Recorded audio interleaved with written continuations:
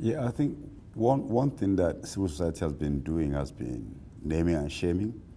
But if you're naming and shaming a shameless entity, then of course they don't really care what you do because they've gone beyond shame. In fact, the more you shame them, the more happy they are, maybe. That's the way it appears to be. Because they don't seem to be ready to change their tactics and the way they operate. I think corporations have been carrying out with this level of impunity around the world.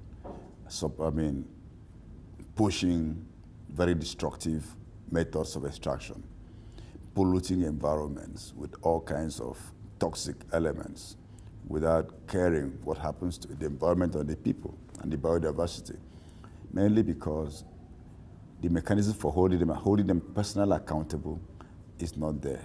So crimes of intent, crimes of consequence, they've been able to just exist as a paper personalities. A corporation is nothing more than just a piece of paper. But when it comes to exercising a right, then they become persons. When it comes to being held responsible, they become pieces of paper. And so no matter what they do, the best sanction they get is just a fine. And some fines are really ridiculous. A corporation could poison an entire community, and then it gets fined a couple of millions of dollars. Or BP could dump so many thousands of barrels of crude oil into the Gulf of Mexico.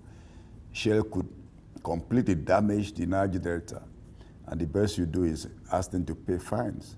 And this is just a little fraction of the profit they make. And for one, they never pay the real price for the product, for the resource they're taking.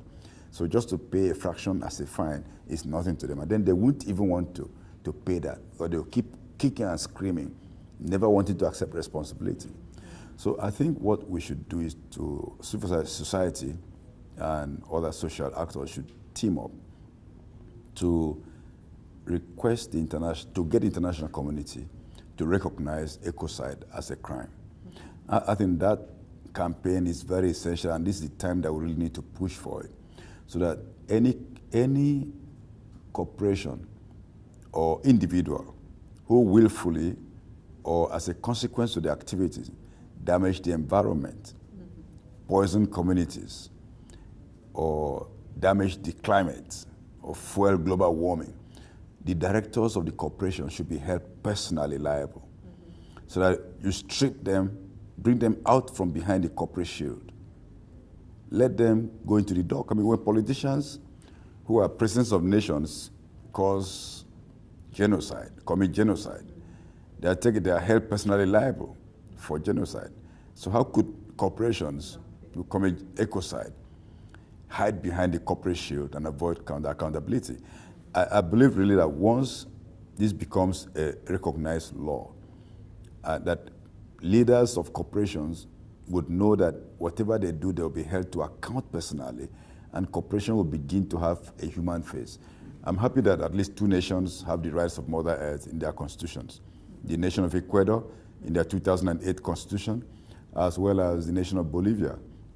And in November last year, we actually tested the Ecuadorian constitution by suing BP for the Gulf of Mexico spill in the Ecuadorian Constitutional Court.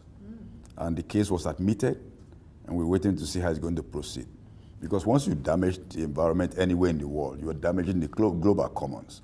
And this corporation cannot hope to damage somewhere in Africa, then go to live an easy life in Europe. They have to be held accountable wherever they are.